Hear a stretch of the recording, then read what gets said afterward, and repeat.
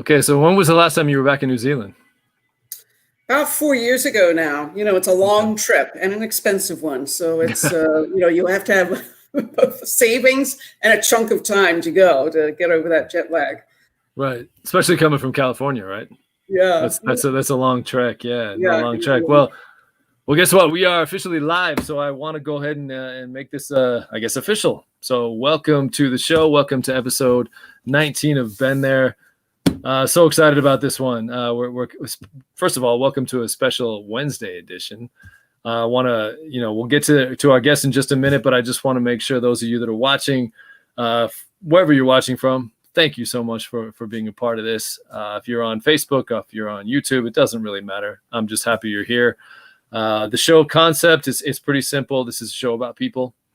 It's specifically third culture kids, those of us that have grown up outside of our passport country, so to speak. But we have a treat for you guys today. Miss Christina Hoag. I hope I said it right. We practiced that a couple times before we went live. Good. So, but I'm gonna go ahead and read. I want to get right into this because I know you're kind of short on time, and I want to make sure we get every question asked. But I'm so excited to have you here. Christina Hoag was traveling before she was even born. Slated to enter the world in Zambia, she made her grand debut in New Zealand. 3 weeks later, she moved to Fiji. She's been traveling ever since, growing up in 7 countries and living in 3 more as a foreign correspondent, a former reporter for the Miami Herald and Associated Press. She reported from Latin America for Time, Business Week, Financial Times, and the New York Times, among other media. She is the author of 2 novels, Girl on the Brink, named to Suspense magazine's Best Young Adult list, and Skin of Tattoos, which was a finalist for the Silver, I want to say this right, Falchion? All right there?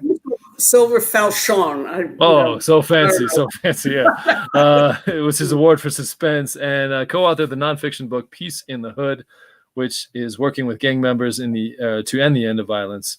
She recently won honorable mentions for essays and short stories in the International Human Rights Art Festival, literary awards. She is amazing. I am so lucky to have her. Christina Hoag, welcome to the show. Thank you for joining us, I should say. So, well, thank you, Ben. I'm happy to be here. No, I appreciate it. I appreciate getting in touch with other TCKs. Absolutely, that's what this show's about, and so it's just it's a privilege. I mean, I think you and I just talked about this. It's something that started off as something that got me through kind of the doldrums of the coronavirus and quarantine and all that stuff. It was just something, we both were interviewed by Calvin. I want to give a quick shout out to Calvin. I know he's going to be watching at some point. But it's just been wild. This show, I haven't really given an updated report, but I told you right before we went live, but we're about 25,000 views into this, which is just insane. This was supposed to be just something I took my mind off of life, really, and it's grown big time. So thank you so much for joining us. But I usually start these pretty simple. It's just a simple concept of letting the people who are watching know your entire story. I know I just read a quick bio on you, but you're so much more than that quick bio. I want to make sure people understand where you came from originally, where you ended up as a kid, where you grew up, where you are now, everything in between. So this is all about you. Take your time, do whatever you want to do. But tell the people all about you. Well, as you know, every TCK story is unique. And that's what I love also about TCK stories. As much as we have in common, we're so totally unique. And my story is pretty unique too. My father's from New Zealand. He's a native Kiwi, and my mother's English. And they met in northern Zambia, which was back then called Northern Rhodesia, in a mining town 12 miles from the Congo border. And they got married, and that's where I was almost born. And then my father decided he wanted his firstborn born in New Zealand with his family. So we got on the plane, and my mother had me in Oamaru, New Zealand, very small town on the South Island. And just 3 weeks later, which I actually just recently discovered as I was going through my mother's passports, and I saw the date stamps, and I'm like, it was only 3 weeks when you took me off to Fiji, where Dad was worked at a gold mine. He was a mining engineer, so he worked at a gold mine in this again sort of a remote little town on I think it was the island of Suva. we were there for a while. Then he got a job with a Swedish multinational, so we moved to Stockholm. There for a while, and then to England, where my sister was born, and Dad was going back and forth between Sweden and Africa. And then his first posting was in Lagos, Nigeria. So when I was, I don't know, 3 or 4 years old, we were in Lagos for a couple of years. And then we went back to New Zealand. Dad got a promotion. So we were in New Zealand, which is really where my memory starts. And I started school there and kindergarten and all that. We were there only 5 years, and then into Sydney, Australia. And we thought that was going to be the last move. It was not. Dad got another chance. He got a chance to go to the United States, which he'd always wanted to go to, so he couldn't turn it down. So when I was about 13, we moved to New Jersey. And that was sort of the most traumatic move. It was it was a hard time to move at any age. And it really was a culture shock. It really was a lot of culture shock. So then we were in New Jersey, and then I went to university in Boston. I went to BU, and I knew I wanted to do 2 things, which was write. I love to read and write, and I love traveling. So that's why I sort of decided on journalism. No, I love it. I love it. Yeah, that's and I definitely have some friends that went to BU as well. So that's kind of wild. Where in New Jersey did you guys live? Northern New Jersey, Bergen County. Okay, my brother's in Hoboken. That's why I wondered. Yeah. Definitely, I'm sure he's gonna watch at some point too. But yeah, he and his fiance are in Hoboken. So that's awesome. So it's coming. And before I even say that, I apologize for the white pasty here. I've got windows to the right and left of me, and the sun's going down where I'm at right now. So well, yeah, you're close. You're in California. So that said, so wow. Yeah, you beat me because I lived in just Hong Kong and Taiwan growing up, but it's coming. Where's home? Where's home for you? So I've struggled with that question my whole life. We all do it. We all do, right? Yeah. I know. And as much as I've lived in the United States, there are times when I just don't feel it's home. Sometimes when I go to England, which I've gone to many times over the years because my mother's family's there, and I just feel very at home there. But I've never really, I lived there when I was very young, but as a toddler. So I can't really say it's my home. So I've just decided after much angst and anguish over this question, home is where I am, and I have lots of things from all my travels all over the world. And so I've traveled a lot as well. And it's just where I take all my stuff, pack it up, and move it from place to place. So I've decided wherever I have my things, all my stuff, that's home. So right now it's in Los Angeles, California. I love it. I love it. I can totally relate because, like I said, I've been back in the States a while. Then I went back to China. I'm living in Utah right now. I'm not from Utah. My wife's from here, but I would come back here in the summer times as a kid growing up. Just had a connection here. My grandparents lived here, but it's still, there's great people here. I've made tons of great friends, lifelong friends. But yeah, there's something about that, right? It's just, it's not home, even though it's home. So, and home is kind of developed into, like you just said, it's kind of where my stuff's at. Now that I'm married, it's definitely where my wife's at. But yeah, it's just one of those things with TCKs. We can kind of make a home anywhere and yet nowhere, right? So it's such a it's like such a wild everywhere and nowhere at the same time. Absolutely. Yeah. So it's kind of a weird thing, but definitely it's still, even with Corona going on right now and with COVID going on, people are finding out. Just like you did maybe as a kid, just like I did as a kid, they're finding out that they're moving overseas. They're moving to a foreign land. When I was a kid, I was 7 years old.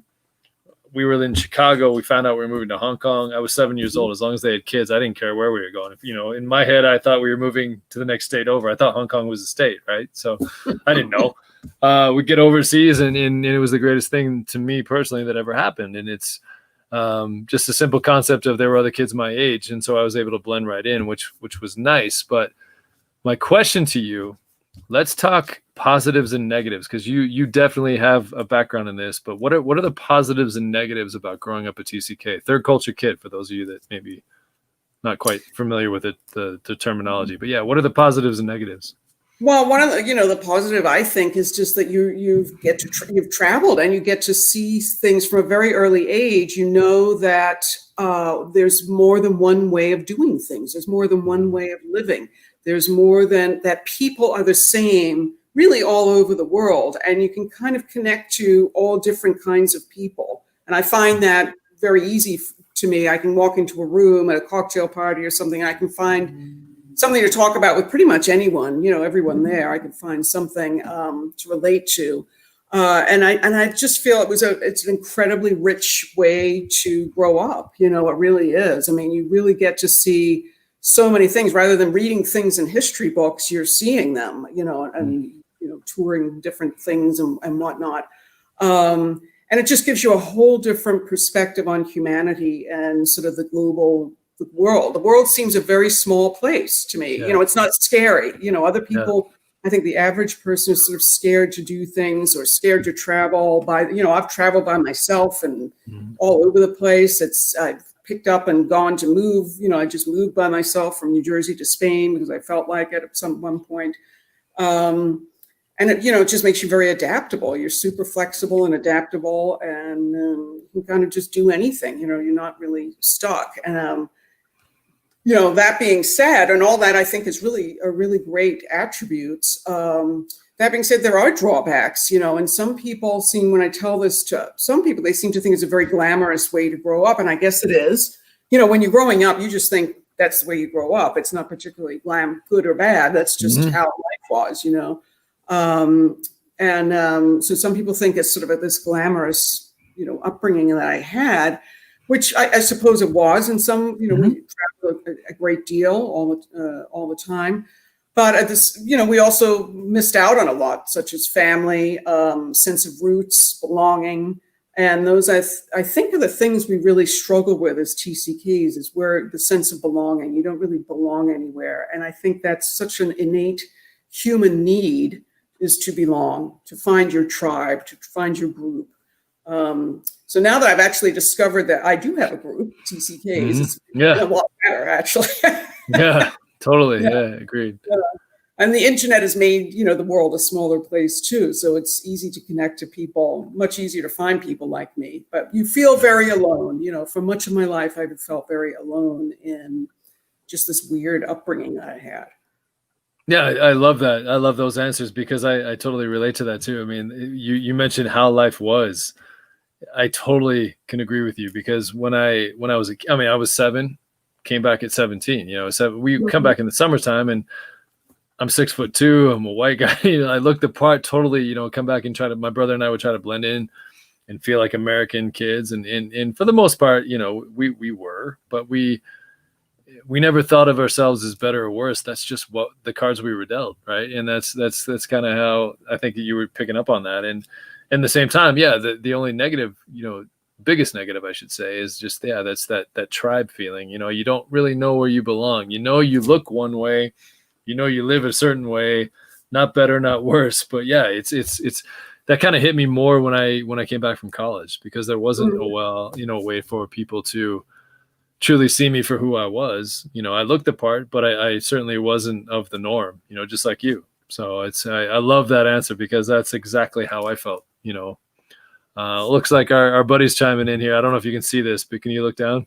Yes. Hey, Calvin. Yeah, Calvin's in. The whole reason for this show and the whole reason we're doing this right now is you, buddy. So I respect you. I love what you're doing. Keep it up. So let's talk about stereotypes. I know that's kind of an interesting question because as TCKs, we kind of preluded this to you and I both talking about how life was and coming back to maybe your passport country and the positives and negatives. But stereotypes, we are people who definitely, I guess, attribute ourselves maybe to stereotypes. And some of the three biggest, I want to make sure, I want to see if you, I guess what I'm asking is if you agree with these.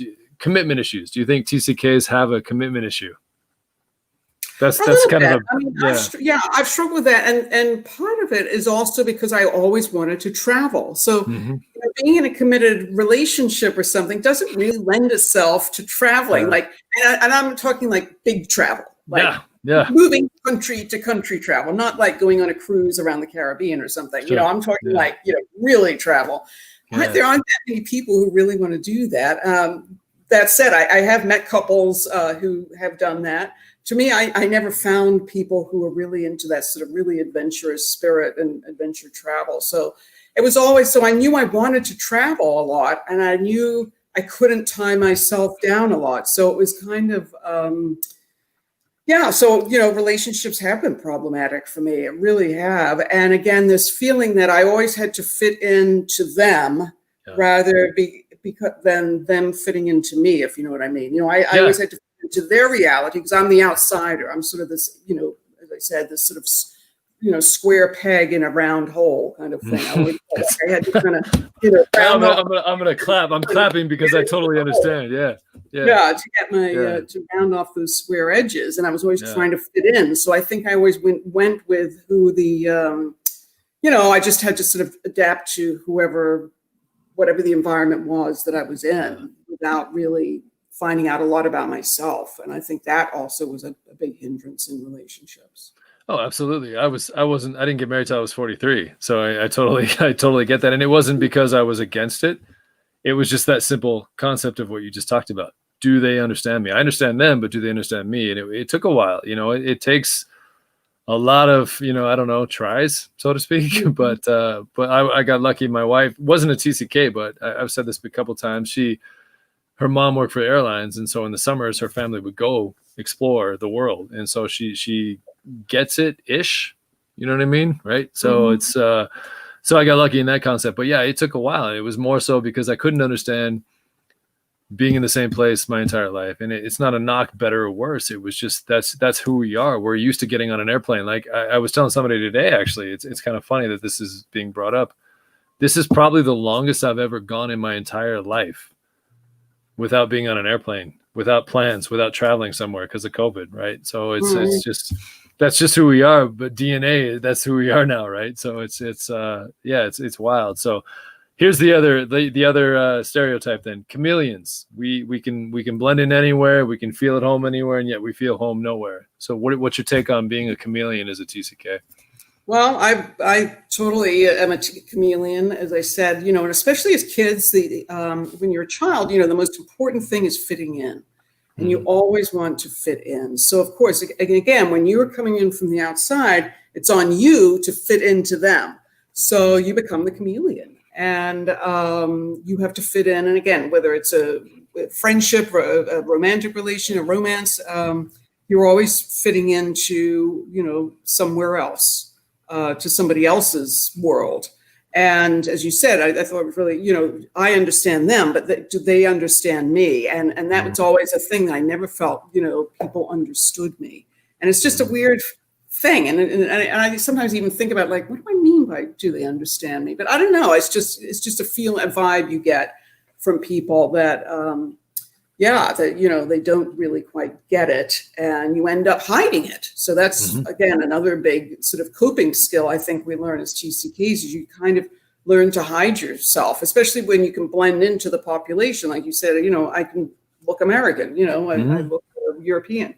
So I blend in, and nobody would ever suspect that my background, how I was brought up, except for a few words I say, but so you kind of just, you blend in and you change accordingly. So I think, I definitely think that, at least in my case, is a truth. Has it gotten older for you as you've gotten older, or is it still insecurity? Because I still struggle with insecurities, even though I'm 40. How old am I? 44. Yeah. So it's just, I still struggle with insecurities. I wonder if you do too. A little bit. It has gotten better. It's much better now. But again, I'm still, when I meet people, I don't tell them right off the bat. I mean, I just, or people say, where you're from? And I sort of go through this thing in my head. Do I go into a long story? Are they going to be worth the long story? Are they going to get the long story? Or maybe it's just go with, and I just say New Jersey. And then that just kind of, takes care of it. And I'm out of it. Yeah. And then some people who do know my whole story, why didn't you say anything? Why didn't you, it's an interesting background. I'm it's hard to sort of say and come out with it because it's such a, again, you never know how people people going to react? I've had so many people just kind of look at me and then they just keep talking, like they just ignore the whole thing. They just don't know what to make of it. And that's what I kind of like, and at some level that's hurtful, and I've just, that's why I'm just like, man, I'll just say I'm New Jersey and be done with it. But it has gotten easier as I've gotten older, but I still, it's so ingrained in me, that weird insecurity about it. Well, in a weird, twisted way, you actually just made me feel better. I don't know if you saw, I've talked about this maybe once or twice on the show, but on that concept, when I first came back to the States from college, for college, on my dorm door, there was a Taiwanese flag and there was an American flag. And ironically, my roommate in college that I was partnering up with was American or Asian American, and I was technically American Asian, you know what I mean? So like everybody kept knocking on my door saying, hey, I think they got your flags backwards, because my name was under the Taiwan flag and his name was under the American flag. And I'm like, no, actually it's true. But that's exactly the concept. The reason I'm bringing that up is because I relate to what you just said. I had 3 stories. I heard like, oh, that's the coolest story ever. Tell me all your stories, where you've been, all that. Then I heard whatever, right? And that's okay. And then the third one was always like, oh, cool, I've been to California. Like, what? Like, right? So it's like they just didn't quite get it. But it's not a right or wrong. It's just the people's perception of it. So, right. But having go ahead. I was just going to say, somebody explained it to me once as people's frame of reference, and people don't have. I think as TCKs, we have a very large frame of reference. So everything kind of fits. We can kind of fit a lot of things, but people have very small, I guess not small, but just kind of average or, regular frames of reference, where we have large ones. The other one I always have, was your dad in the military? Or, I always get that. Get that. That's another one. That seems the only way you could travel, live abroad is on military. That's exactly. I get that still to this day. Whenever I say I grew up overseas, oh, you're military. I'm like, no, business brat. Like my dad was in the corporate side of McDonald's, so but he was a business brat. My dad grew up like I did, so. But I totally get that. What about the third stereotype I want to kind of discuss real quick is, and I think I already know what you're going to say because I know how I feel about it. But open-mindedness. A lot of us TCKs tend to be more open-minded when it comes to just life in general and people in general. What's your take on that? Yeah, I think so. I totally think so. I can see it's weird because it leads me to be kind of like non-committal on opinions or taking a side. And I can usually see both sides of the issue. I don't have like really strong opinions on one thing or another. I'm like, I can see that, or I can see that. And both of them seem right to me. And I've when I read that as a TCK trait, I'm like, oh, that's why maybe that's why I do that. I just thought it was just like, non-opinionated or so, I thought there was something kind of wrong with me that I didn't know how to feel or think. But again, and also because we're so used to not paying attention to ourselves, I think also as TCKs, we're very keen observers of others. And you're looking for those cues, how to fit in, whether it's body language or little words they say, how people dress, we're always trying to fit in. So we're students of human behavior. So then we don't really pay attention to who we are and our own beliefs and opinions and thoughts and issues and things like that. So, so that's the kind of the broad-mindedness thing. But on the other hand, I mean, again, I love being able to watch, like during this whole COVID thing, now Netflix has all these international shows. I'm just like traveling the world through Netflix, What's your favorite one right now? What are you watching? I just finished, I watched something from, what was it? No, it's gone out of my mind. I watched the Indian wedding was on? Have you watched that one yet? Oh, I haven't watched that one. Oh, you got to watch that one. So it's a good one. I watched a British Japanese thing which is called Duty Girl, and it was half in Japanese, half in English. Went between London and Tokyo. That was a kind of a cool thing. And I know what I watched. Brazil is called The Mechanism, and it's all about the whole Operation Car Wash and the corruption scandal in Brazil. Yeah, it sounds boring to everybody probably watching, but to you and I, that sounds awesome. Yeah, like I Yeah, want to go back and watch. so I love all these international Yeah, shows. you have to check out the Indian one because it's based on basically setting up couples together through a setup person. So it's awesome. You arrange marriages, all that stuff. So you gotta watch that. It's pretty wild. Okay. I'll check Yeah, it out. yeah. I binged on that last weekend. It just made me smile. So, no, I totally agree. Here we go again, right? It's actually refreshing to hear all your answers because I can't. I don't. Not that I want to argue, but I can't argue because I feel the exact same way. It's just, again, it's not better or worse. It's just who we are. It's how we were raised. It's our story. It's the cards we were dealt, and that's becoming more. I guess I'm at peace with it more now as I age, as I get older. But it was a rough time because when I came back to the States, they're not. There's tons of people like us, especially as these days. But when we came back, this is pre-internet, this is pre-Facebook, this is pre-everything. I didn't know how necessarily to adapt to that. Nobody even told me. When I graduated from Taipei American School in '93, and it was like, shake your hand, here's your diploma, good luck. I didn't know what I was getting into. I thought, okay, cool, I'm going back to the States. And little did I know that it was going to be a challenge. And I definitely struggled. And I think most TCKs do. That's why I want these shows to really exist. I want them to, especially the current environment, I want them to realize, yes, it's a struggle, but there's so many people that have gone through what you're going through. Listen to us. You're going to be okay. It's a struggle. It's not easy, but you're going to be okay. And I appreciate what you said. So I think based on those stereotypes, we definitely have commitment issues, and not just with relationships. It's a trust factor too. I think, I always battled that. Do people really want to know me for who I am, or do they just want to know me? Right. So is there a catch to it? For so long, I kept thinking there's a catch to this. What's the catch? And it's so dumb, but it's real. It's real to us. Right. The chameleon thing, I agree with you. We can blend in anywhere, and yet we feel completely not at home anywhere too. Right. So, and then the open-minded thing, I do think because we've been so exposed to different cultures, because we've been able to adapt, because we've seen so many things like you just talked about, I think that definitely allows us to be a lot more open-minded towards people in general. So, yeah. I mean, some people, again, some people think I'm bragging, sometimes I don't want to say too much because it comes across as bragging and stuff like that. But again, it's just how I grew up. I mean, my parents really loved to travel. They really believed in it. So we traveled everywhere. And what can I say? And I just kept traveling.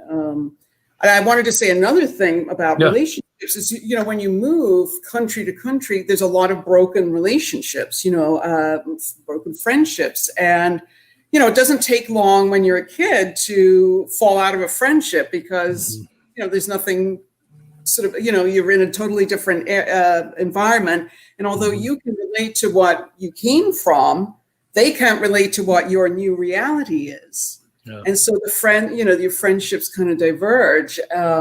And of course, you're not included in the old reality either. So it becomes there's a lot of friendship churn and relationship churn at an early age. And I think that it's definitely affected me as an adult too, because I just never put that, at some point you say, I'm not going to put a lot into this relationship because I'm going to move, or they're going to move, or, things are, it's transitory, it's just based on where you are instead of, who you are, I guess. Yeah. And the one constant, that's what, as soon as you started talking about that, you made me realize this, but yeah, it's just the one constant with all of us TCKs. The one thing we totally have in common is that constant ability, right or wrong, of saying goodbye, right? You learn to say goodbye so many times over and over again, you become numb to it, and right. That's just I'm not saying it's good, but it's just what it is. You get so used to saying goodbye. Yeah. It's a coping skill. Totally coping skill, which actually leads me to my next question then. So as someone, you definitely moved way more than I did. How do you cope with changes, especially between cultures too? Because you weren't just going from Australia to New Zealand, you were going all over the world. So in terms of coping, I mean, I went from the States to Asia, Asia to the States back to Asia. Someone like you've been all over the place, different continents, different cultures, all that stuff. What's coping? In terms of coping, how did you do that? I love to read. And I think as a kid, I was very shy and introverted, and I read books. Mhm. And they were sort of a constant. I could read Enid Blyton and the British authors and Famous Five and Secret Seven. And I was a bookworm. And that's how I kind of coped, I think. And, another thing is, I was always picked on because of my accent. Everywhere I went, I had a different accent, and then again, if you're quiet and shy and just reading a book, you don't get in trouble. Nobody makes fun of your accent. So I think that was my major coping mechanism was just Wallflower. Yeah.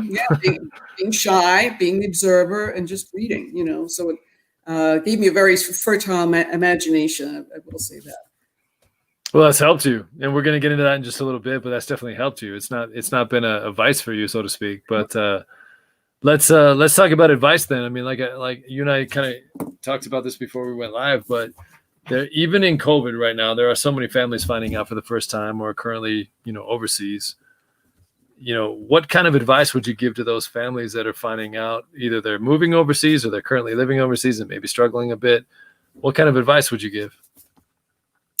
I would say take the time to get to know yourself. Don't worry so much about the outside, and friends. And again, it's probably not, what kids will do, because friends are so important as a kid, especially as teenagers, Oh, yeah.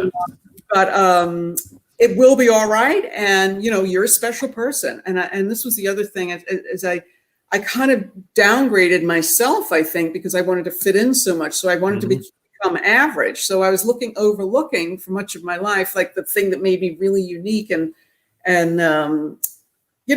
gave me a unique life, an outlook on life. So, you are special, and it's a special, unique kind of an upbringing, and really treasure it. And yeah, it will be tough because you will feel alone a lot. You can read books, you can, there's a lot of things you can do. And now with Facebook and other social media, you can find other TCKs, which I think is great. And, don't hide yourself, don't hide behind being average like I did, from high school and much in college. Basically, I wanted to just be, Joe Schmo or something. But, you're special. Your upbringing is special. It's a fantastic way to grow up and, treasure that. Yeah, I always viewed it two things. It took me a while to realize this, because when when I came back to the States, I was confused. I was fish out of water. I felt so different, and yet I looked the part. Everything about me looked the part, acted the part. Tried my best to blend in, just like you. I didn't want to rock the boat. I wanted to just kind of blend into the walls, which was so against my personality, because overseas in Taipei American School, I was friends with everybody. I'm not going to sit here and tell you I was like the social guy, but like I blended in. I got along. I mean, I had friends, and I was a sports guy. I was a drama guy. I had friends that were quote unquote nerds. It didn't matter. Like, I didn't care. Like, we just got along. Everybody got along. And it took me a long time to realize the concept of growing up overseas is my story. And yet it's such a gift. Like you kind of hinted at, it's not easy, especially those first year, couple of years, but it's such a gift if you sit back and relax and allow yourself that process. Because it's going to be hard, I don't like to sugarcoat it. I like to make sure people understand what you're doing is not easy. You're going from one comfort, safe place across the world, right? So it's different cultures, different people, different languages, different everything, different smells.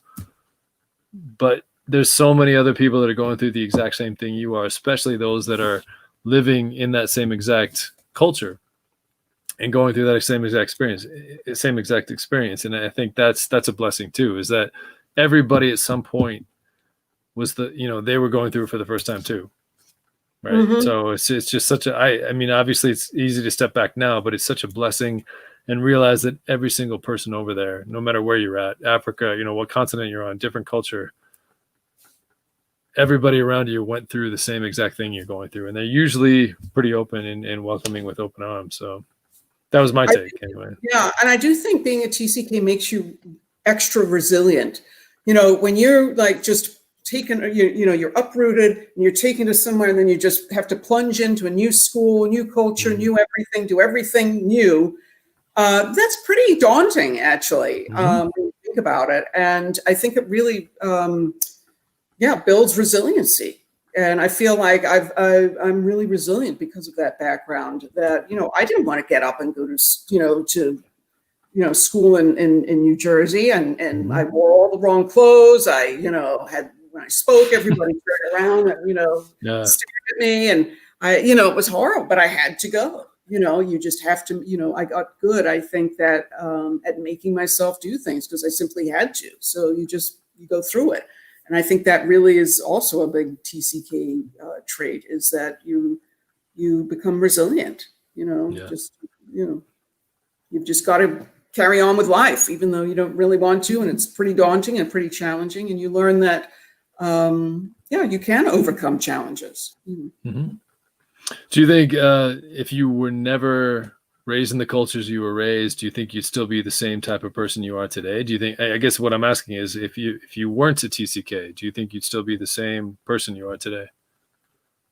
Probably not. I don't know. It's hard to say. I mean, I guess in some ways, yes, but in some ways, our upbringings are so, they say by the age of 10, your character is basically, your personality is basically formed.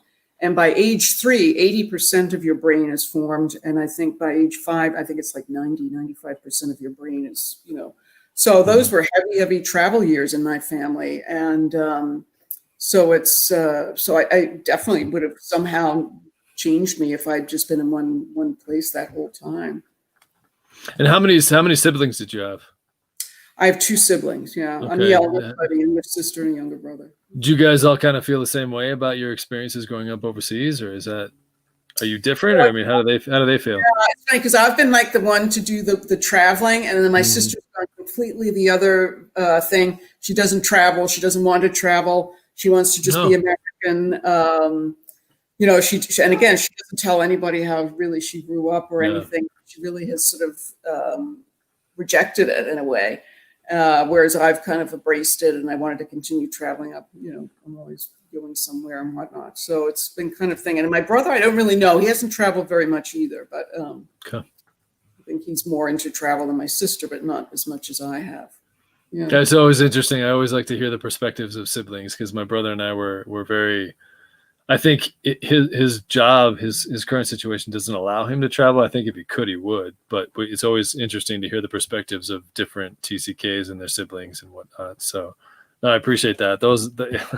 I feel like I've known you. You and I met literally like 10 minutes before we went live, and so I feel like I've known you for a while now. So it's let's talk about acclamation. I didn't get a chance to ask you this before, but you obviously, correct me if I'm wrong, because I might be wrong here, but did you technically you feel like you're from New Zealand initially? I guess this is the whole thing too. I didn't really have a passport country. My passport country was New Zealand, but I left there when I was 3 weeks old. I went, and you never went back. Oh, you did go back. Okay. I don't know, 4 years when I was, a young child, and left again. So it's funny when people say, I meet New Zealanders, and they'll say, "Oh yeah, I'm from, such and such." I don't know where it is, and I think I'm supposed to know, but again, it's this weird feeling of not really feeling from anywhere. So I'm not really from there, I didn't really live there. Okay, so you don't have an acclamation story back to New Zealand, but you've got an acclamation story somewhere, right? From being overseas, maybe if it's even the States, I guess. So what are those stories? Because I mean, most of the time I ask this question, it's always people going back to their passport country. You didn't have that, obviously. So what was it like from your experience growing up all over the place, being a New Zealander by passport? You ended up in the States. How was that acclamation? Because you do have the accent. I don't have the accent. I blended right in because I don't have the accent. But if I go overseas, I have the accent. But you came to the States. You've got a little bit of an accent. Technically you're from New Zealand, yet you grew up all over the place. How was that acceptance when you got to New Jersey? I mean, you said it was kind of a hard time, but the reason I'm asking you this is because I know that there's kids that are in their same exact situation, right? They're not going back to their passport country. They're not going to have to acclimate that side. They're going to have to take a step, big step out. They're going to a different place again, right? So how is that for you? What kind of stories or trials and tribulations maybe can you can you help those that are about to experience that, in their own way? So what would you say? Acclimation process. Yeah, it was tough. It really was. People didn't understand me. I didn't, I would speak and they would just, what? And are you from England? Are you from England? I'd be like, I had Australia. I had an Australian, I'm like, no, I'm like, I'm like from Australia. Oh, did you have a pet kangaroo? And I'm like, no, they just didn't know anything. Oh, is that, like next to Switzerland? I'm like, no, that's Austria, actually. And, the level of like ignorance about geography and about other cultures was, I just couldn't believe it. Oh, I always got, my brother and I would always get like, oh, Bangkok, I've heard Thailand's crazy. I'm like, well, yeah, but I lived in Taiwan. So Bangkok, like, no, like, keep going, move over a little east. Yeah, like, northeast. Yeah. Anyway, go ahead. So I get it. Yeah. Right. So they again couldn't relate even like on a map, to where I was from. And this, I just had the wrong clothes. I never had a pair of Levi's. Of course, that was the teenage outfit. I'd gone to it was called Abbotsleigh Church of England Ladies College in Sydney, and we wore hats and blazers, and the primary school we wore ties. Here you could just wear whatever you wanted, and kids were so liberal. They actually smoked cigarettes at school, and which I had never even like. We had a smoking lounge back in the day in the high school in Hong Kong. Yeah. So yeah. And, so it was pretty, again, it was really shocking. And I don't remember this. My father said, I kept asking, when are we going back? When are we going back, Dad? And, it was just, and then of course the climate, I'd never really lived in snow, and now then the New Jersey winter came in, and again we all trooped to the store to buy these big puffy jackets and gloves and dealing with the cold and things. So it was tough, it really was. And but yet I did it. And I think that's another thing about TCKs is actually I like change. I've grown up with so much change all the time that I embrace it. I'm not afraid of it. I think most people are afraid of change. They like what they know. But I actually really look forward to change, and I'm always excited by the unknown. But again, I think that's how I grew up, because I just, had to embrace it, and you're going to be okay, that whatever happens, you'll survive it. Do you still have that travel itch? I'm sure you do. Most TCKs do. Do you still feel like because I still fight the 3-year itch. Every time I'm someplace for 3 years, I start getting that. Maybe it's time to go somewhere. But what about you? Yeah, oh, totally. I mean, this living in this quarantine thing is just like, it drive me nuts. I just can't get on a plane and go somewhere. And I try and travel as much as I can, actually. And I used to say, oh, this is Los Angeles is my last stop, but I'm probably not. How long have you been in LA? 12 years. Okay. But and I'm thinking, well, maybe I'll just keep my condo here, and then I'll go live for short times here and there. But I just it's always like at the back of my mind, that itchiness, that sort of wanderlust, I guess. Is that the longest you've ever lived anywhere? Yeah. Utah, because I've been back and forth here. I've made a couple stops back here, but it's the same thing. Like I sit here and go, Utah's the longest place, because I've been so many places and lived so many different locations that it's funny when you sit back and think like, this is the longest, because it doesn't feel that way. And yet it is physically, anyway. So what about any regrets about your upbringing or how you grew up? I guess you don't have a strong sense of extended family, and missing out on sort of weddings and funerals. And even when you go back to visit family, again, you're sort of the outsider. You're sort of not part of them. You are and you aren't, kind of a thing. So that I think is a drawback. What else? And then just as I said, various emotional things. But I think and I say the biggest drawback is just sort of that rootless feeling. Yeah, I agree. I don't regret it, but there's definitely parts that would have made life a lot easier. But the same time, the flip side of that is, how many places did you and I both get to see at such a young age that people get to dream about, right? So it's like, how do you really, complain about that when, the big picture is look what we got to do and look what we got to see. So it's, yeah, I get it. Yeah. So. I mean, I think it was just a great, I mean, I love I mean, I just think that's the best education there is really is travel and seeing stuff. And I mean, I just think the world is a fascinating place. I don't understand people who don't want to travel. I really don't. Yeah. I mean, I would go anywhere in the world. There are places I want to go more and some less, but I would go, pretty much anywhere. I think everywhere has something of values, every culture. And that's another thing I find, particularly with Americans, is like, this is the best place. We do it best. Everybody's wanting to come here, and every place has valuable things. No, it's a great place, but yeah, that's a whole nother podcast because we can talk about that for a whole different company. And I'm American passport, everything else, and I love my country. I'm proud to be American, but I'm with you. Like there are so many places I want to get to and still see, and cultures things I want to experience, and right or wrong, whatever. It's not me pointing a finger and saying I'm better, you're worse. That's not what I'm saying. I'm just saying that who I am, the DNA part of me. 7 years old, I was in an airplane going overseas, so of course I'm going to want to see and explore and see everything I can see before my time here is up. So I get it. I totally get that. So it's wild. So. Well, listen, we're 45 minutes in. I usually like to start these up by talking, obviously, the TCK stuff, because that, allows the viewers watching to see who you are, your background and everything else. But the second part of this show is always designed to talk about who you are now, too. I am so fascinated with you, reading multiple bios, not just the one, you and I have gone over, but I want to talk about so many things because as a writer, you've got me. I've only written one book. You've done two or at least three, or maybe I lost count. But I want to talk about even before you're writing. You started off as a journalist and not just any kind of journalist. I mean, you've been with some bigwig, affiliations. How did that all start? And once you answer that, then we're going to dive deep because I want to hear some of these stories. But how did you end up in journalism? Well, again, I loved reading. So, I'd read books and I naturally wanted to write them. So I always wanted to write.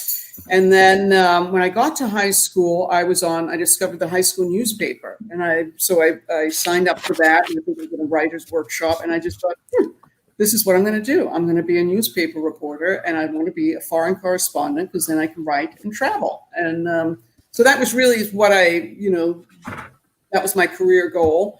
And when I graduated from BU, I started working at small papers in New Jersey. I went back to New Jersey, worked at small newspapers. But after 5 years of that, it was too small for me. I was covering like local councils and school boards and just local features. And it was great. I loved it. And I loved the job, and I covered courts and all kinds of stuff.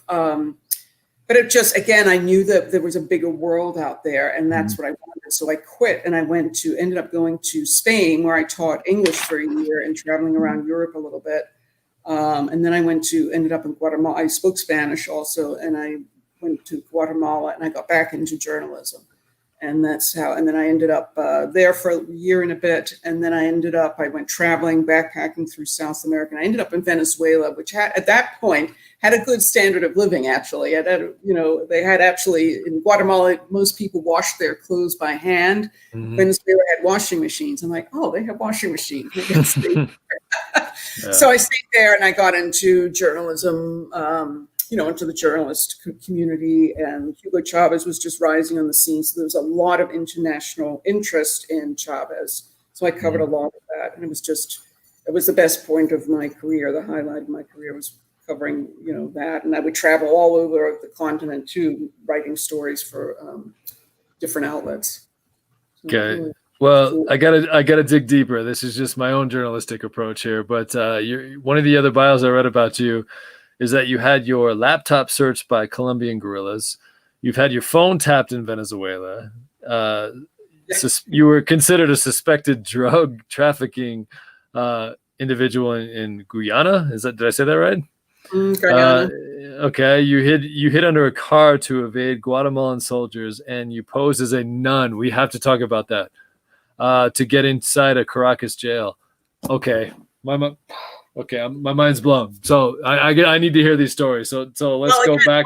If I hadn't grown up as a TCK, I wouldn't have been able to Right. do all these things because I just Right. went and did them, like it was nothing. And people were always like, what? And I'm like, yeah, and I just didn't even think anything of them, but it was just adventure.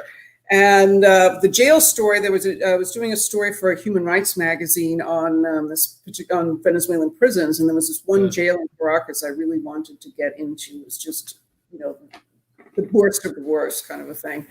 And the Ministry of Prisons wouldn't let me in. They said, we can't guarantee your safety. So another journalist friend of mine said, oh, I know a nun who goes in. She was a Filipino nun. So she said, yeah, I can take you in, but you'll have to go as a nun. And I said, oh. And but luckily, I said, well, do I have to wear a habit or what? She's like, no, I just go in jeans and a T-shirt. So I was like, oh, okay. She's like, but there's one more thing. They do a vaginal search of all the women entering the prison. And Holy I'm like, cow. Whoa. That'll wake you up, right? Getting myself into so, but I thought, if this little diminutive, sweet-faced nun could do it, I could do it. So anyway, so we go. We line up in this line. The women were in one line, men in another, and then the women go into this, and there were all these prostitutes in the line, and it was just a nightmare of a place. There was going to this little shack, little guard hut, and this woman, tells me to sit on the table. She says, well, just unzip your pants, please. And I unzip them and I lie back on the table and she just patted my abdomen. And I said, oh, that's it? And then she's like, you can stand up. And I was like, oh, that's it. She's like, oh, yes. We had so many complaints that we just ended that policy last week. So I was like, I got out of it. Wow. Good timing. Yeah, good timing. Yeah. Pretty funny. So it's like, moral of the story, go for it. You just never know, you go for it. But it was that was a pretty intense reporting experience, but getting into that. Wow. What about the when you were considered I guess drug trafficking or hiding under the car to evade a Guatemalan soldier? Like, keep going. I'm fascinated right now. I was in Guyana and I was doing a story on the oil. There was some oil exploration offshore there, and so I'm leaving the airport, and I lived in Venezuela at the time, and I had to go to the embassy to get an insert in my passport. I had so many stamps; it was like an inch thick, and I had to get this special insert. They sew it in, for the visa pages. So this woman is at the, checking in. She's seeing all these, I have a U.S. passport, and she's looking at all these stamps, and I'm going in and out of Venezuela and all over to Panama, to Colombia, to, wherever, Brazil. And she gets she's like, why are you doing, you live in, and I said, well, I live in Venezuela. And that's why I'm traveling back and forth to Venezuela. And she's like, oh, and so she gives me back the passport, and then she sort of signals to someone down the row or whatever. I'd given in my bag, and they come and pulled my bag. I was already on the plane. I see out the window my duffel bag is getting pulled out of the plane. Yeah. She brings it over and starts going through it, and she starts knocking at it, and had a board at the bottom, and she thought this was a double-bottomed false bottom. And she's knocking it, and she's looking at it and looking all at it. She throws everything out, and then she's looking at the seams, and it was just, and I'm like standing there thinking, holy shit, now what's going to happen? Because are they going to plant what my fear was like Midnight Express. They were going to plant something on me. But luckily it was done all in front of me. So, but I was just staying really calm and thinking, well, I did interview the minister of energy minister, and if things go go sideways, I can call him. He can confirm my identity and whatnot. And finally, she was satisfied that it was not a false bottom, and there was no way into this duffel bag. So, I had to repack it, and off I went. And I was just like, wow. Wow. I could talk to you for hours and hours about all your experiences. So yeah, that's amazing. And like I said, there's so many we didn't even get to, but I know you're on a time crunch. So I want to make sure we get to everything else. But wow. Yeah. You got me. I've got nothing. My buddies and I would sneak into professional baseball stadiums in Taiwan and play the dumb American card. Like, oh, we're not supposed to be here. Like, that's nothing compared to what you're doing. So, but yeah, that's wow. I'm fascinated, obviously. So, but I want to make sure we talk about your writing too, because we're coming up on an hour, and I want to, like I said, I want to respect your time. But let's talk about your writing, because you've written 2 novels that are young adult fiction books, right? Is that fair to say? And then obviously you talked about earlier the fact that you kind of wrote as an escape as a kid, just because you weren't quite sure and fitting in and all that. And I totally understand that, because I did the exact same thing. I wrote for the college, high school newspaper, college newspaper, ended up writing a book. Always been a writer. That's actually before even I did this. It's always been about writing first, and then this was kind of a side project. But I do have a few questions, because your books, not only are they just books of fiction, but they're award-winning books of fiction. And they're kind of deeper too, because you've been in Los Angeles for so long. I think these kind of play Los Angeles kind of plays a background. I could be totally wrong, but I want to talk about Skin of Tattoos, your novel, Skin of Tattoos. How did that come about? Well, I went on assignment. This is for a magazine in Colombia, sent me to El Salvador to do a story on, they were gang members deported from Los Angeles to El Salvador. And these were guys who had left El Salvador as children, babies, really, infants, very young children, during the Civil War, and gone to Los Angeles, where there's a huge Salvadoran population. They joined gangs, got caught, what have you, and they got deported. They were not citizens of the United States. Some of them, I guess, were still illegal. Some of them had green cards, whatever status they had, but they sent them back. And that was really the genesis. This was in the 90s, late 90s, they started doing this. The genesis of the whole gang, issue that's now in Salvador, Honduras, and Guatemala. It's really taken hold there. When I was there, it wasn't quite as bad. So I totally, when I went around with these guys and I started to speak to them in Spanish, but actually their English was better than their Spanish, and they wanted to speak English. They really missed the United States. That was their home. They really didn't remember. They had they were Salvadoran, and I say this in my book, they were Salvadoran, but they didn't feel, they didn't know Salvador at all, except for what their parents had told them. And some of them barely spoke Spanish, or very rudimentary Spanish. They certainly couldn't read in Spanish and things like that. So and it sort of stayed with me. And again, I totally related to that fish out of water feeling, and they couldn't go back because they were deported, which means when you're deported from the United States, you can never go back. Other countries, they ban you for 10 years or something, and then you can go back. So it just really stayed with me. And then years later, I came to Los Angeles, which of course is gang central. And I was covering a lot of gang issues for the Associated Press. And I started writing that story, based on, and it's all based on stuff that people I interviewed, both there and here and whatnot. So, and it's sort of a very humane, I'm not glorifying gang violence at all, but it's just giving the other side, these were immigrants really struggling to make it. They left one war zone and kind of ended up in another war zone in LA. Little did they know, in these gangs. So that's really how it all came about. What about Girl on the Brink? Calvin apparently is pretty positive on Girl on the Brink. So tell us more about that, where that came from. It's actually based on Skin of Tattoos is a little older than YA. It's sort of young. The main character is 20 years old. And Girl on the Brink is more traditional YA age. She's 17. And this is actually sort of based on something I went through, which was an abusive relationship. So, and I felt very strongly, I wanted to write at 14 girls to know the red flags of dating abuse and what it looks like, because you can very easily mistake it. And I think, and again, I think my TCK-ness had a role in that too, because I was so, again, into this guy without really thinking what it was doing to me, kind of a thing. Yeah. So I wrote, I wrote that and that's, I've got an audiobook on that. And right now a friend of mine is translating it into Spanish. So I hope it's going to be in Spanish. Oh, wow. That's cool. Yeah. Before Christmas.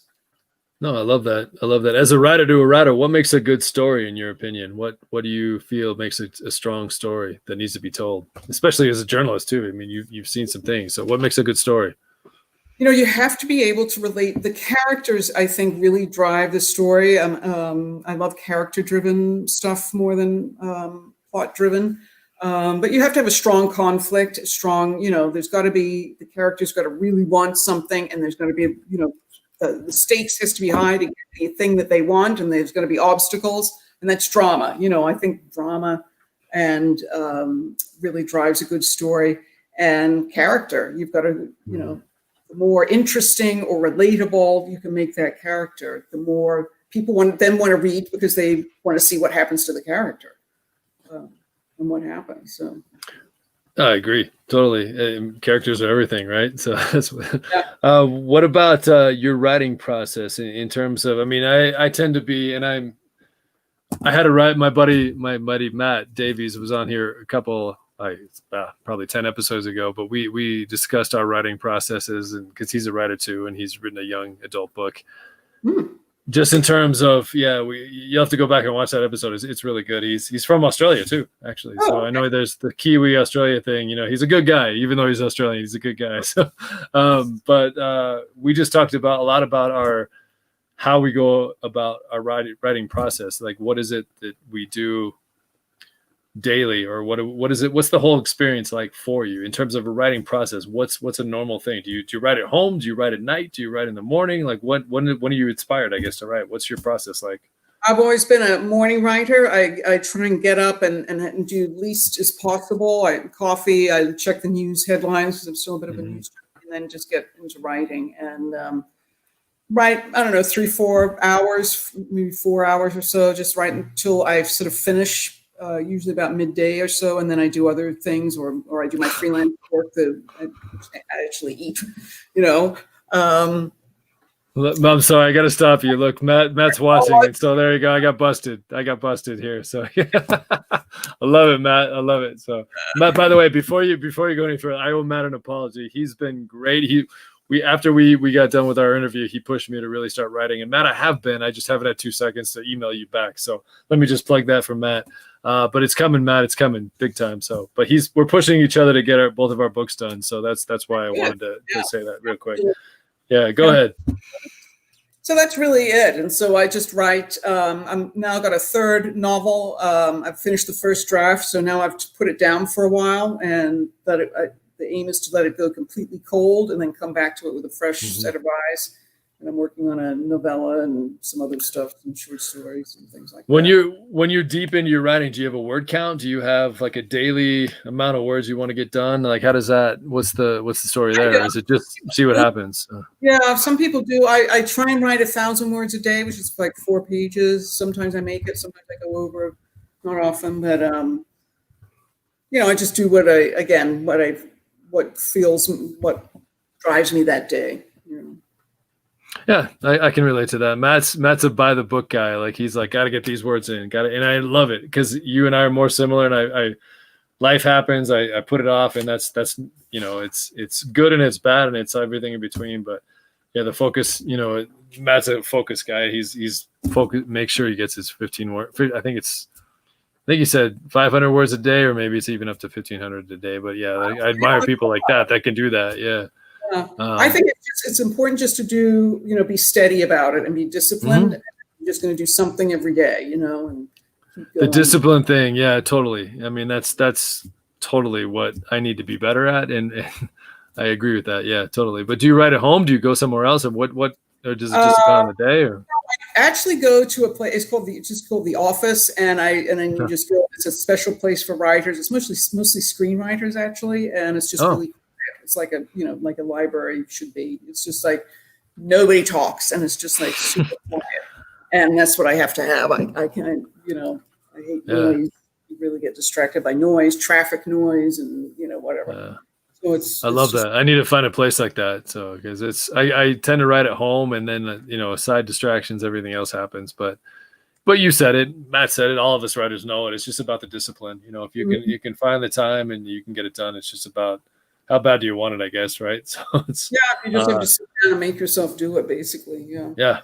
Yeah, and it's doable. You have to iron out the time of the day. So before we kind of wrap this up, I do want to talk about another thing that you do that I find so admirable. I was a teacher for a long time too. I was a teacher for 18 years, and not the teaching that you did and still do. It's what I understand. But you actually teach creative writing at a maximum security prison, if I'm right. And then you also work with at-risk teen young women doing the same exact thing. So please talk about that. Like, how did you get involved with that? Like, what's that like? I taught in public schools and private schools, but nothing like what you're doing. So please, go deep here. It's pretty interesting. A friend got me into the prison. He was doing a class, and I went in with him, and then just sort of stayed doing it for a while. And just completely different kind of population, though. And he said, and again, I wasn't afraid to go into the prison. I wasn't afraid of these guys. I had been in prison before for my journalistic work. I'm not afraid of stuff. So that, really wasn't a factor. They were mostly lifers doing life without parole or doing exceptionally long sentences for murder, and older guys. And they were fine. They were just so grateful. What was really nice about them, they were so grateful that someone was coming in from the outside, because they really didn't see many people from the outside. Most of them didn't have family that still visited them. They just saw guards, of course, but nobody really, other than that, very few people. So they were just so grateful that somebody was coming in and somebody cared enough to do this stuff.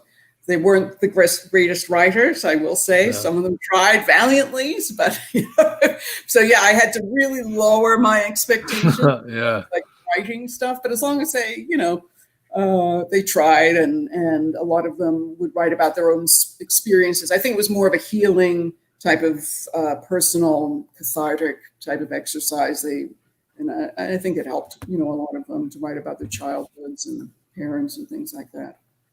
How did they view you as a woman coming in from the outside? Was that all good, or did you ever feel nervous or safety issues, or how did that? No, I never felt any safety issues. I know they would stare at me and not very many women from the outside at all. So, and I think they just really appreciated, just like, again, I was sort of like the feminine touch or, maternal touch. I always ask how they were, how, if somebody had a backache, I'd say, oh, hey, Bill, how's your back doing? And they really, appreciated, I think, just a little softer touch of that, because they live in such a sort of a harsh environment. Yeah. Was that in California? Mm-hmm. Do you still do it or no? No, I don't still do it. Okay. Yeah, I don't. I stopped doing that. But yeah, it was really a remarkable experience. I really learned. Yeah. What about the young women you worked with from kind of a? Yeah, that was also here in LA. How did that go down? Same kind of thing. Yeah, that was a volunteer group, and I joined this. It was called Write Girl, and they mentored young women with writing and stuff. So I went to this high school, which was sort of a school of last resort for girls who had not done well at their traditional high school. Some of them had been in juvenile hall, some of them had ankle bracelets, some of them had babies, some of them were pregnant, some of them just, went off the rails or what have you. Mm-hmm. So that was pretty interesting. We had a fist fight in one class. Wow. Yeah, that was a good one. Yeah, but at the same time, I would think that, individuals like that, they need that outlet, and they were, whether they admitted it or not, they were so thankful that you were there and somebody gave a damn, right? And that someone was. Yeah, I mean, again, I was very different for them. They were mostly Latinas. They did not see a lot of white people or white women coming in. So I was pretty different. I could sense them. They were always, kind of looking at me, some of them, and, staring and wondering who I was and what I did. Did I have kids? Did I do this? And the way they related to me and stuff. But again, they would write, when they wrote about themselves, they would really shine. I think, again, it was sort of a cathartic thing. Did they understand your background? No, I never mentioned about that. Oh, okay. That was one instance because I didn't think they could really relate. I was so out of their environment just as it was, so I never went into the whole TCK thing. Well, it's still phenomenal. Like I said, I taught in the public schools and I taught in the private schools, and I went overseas and was international schools and all that. But yeah, I never even came close to doing what you did. So I admire that. So that's a whole different world, and I respect that. So thank you for doing that.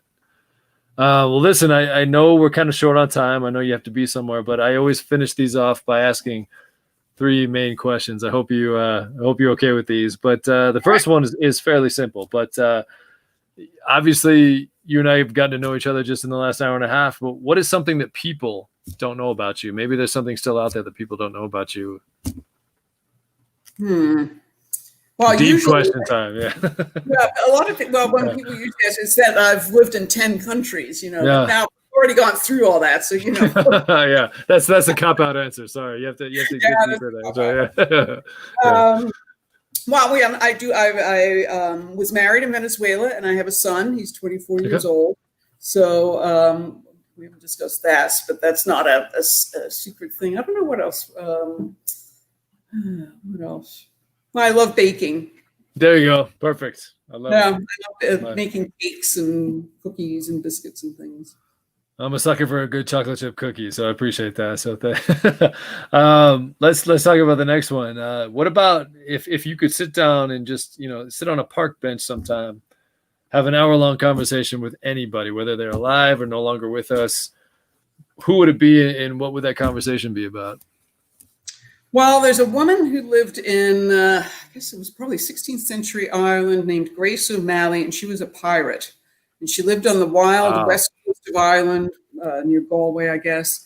And she was a bona fide sort of pirate out in those seas. And at one point, her son was kidnapped by Elizabeth I, or, English privateers or whatever. And she got on a boat and sailed down to London and had an audience with the Queen to beg for her son's life, which she got. And I just think it's a fascinating story. I'd love to write that story one day. Yeah. So it's based on her story. But I'd love to talk to her. Yeah. I mean, how was it? She had, to be a woman, such a strong woman in a man's world, and getting on a boat to see the Queen of England and Queen Elizabeth. And I just think it would be a fascinating story of how she came to be what she was, Well, you had me in Ireland. My family's from Ireland, so I love hearing any kind of story about Ireland. So yeah, that's awesome.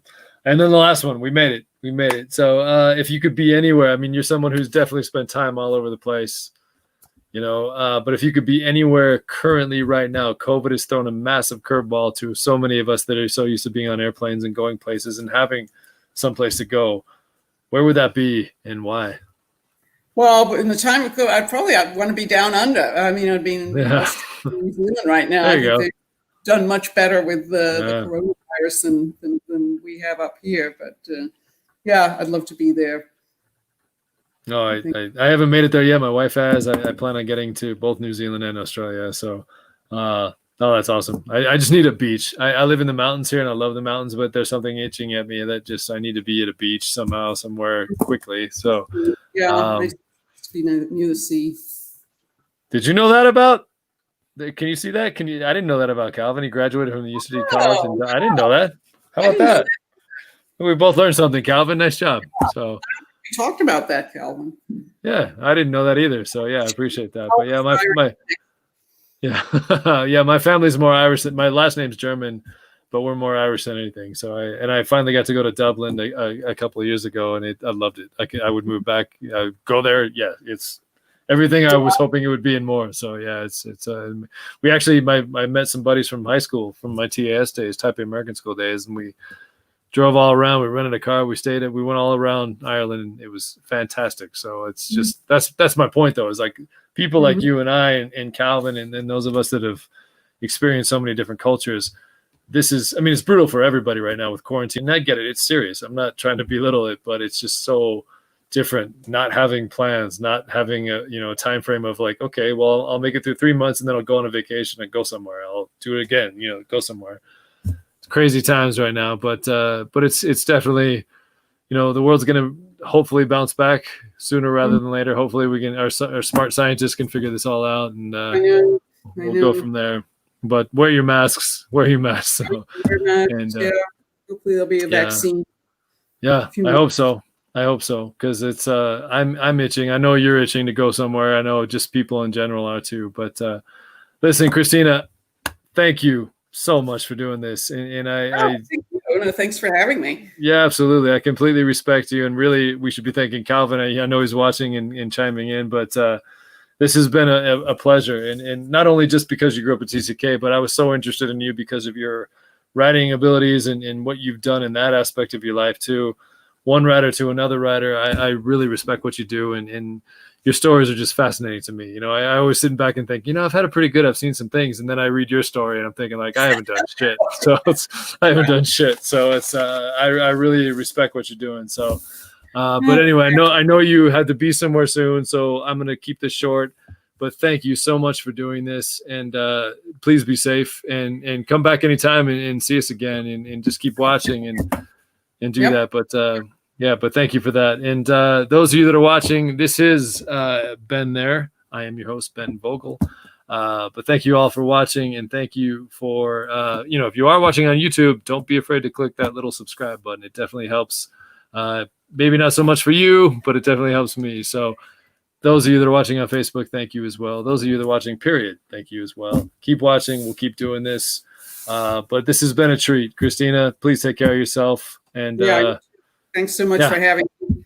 Absolutely. Keep writing too. I'm expecting some new stuff too. And then as soon as you have it, come back on and plug it. Let's do it. Okay. So let's do it. So, but until next time, everybody watching, thank you so much on a special Wednesday edition of BenThere. We will talk to you guys later. Take care. Be safe. Just take care of everybody. The world's kind of crazy. But we're all human. We're all human right now, and just take care of everybody. Life's too short, right? So we'll take care. All right, Christina. We'll talk to you next time. Thank you. Bye-bye.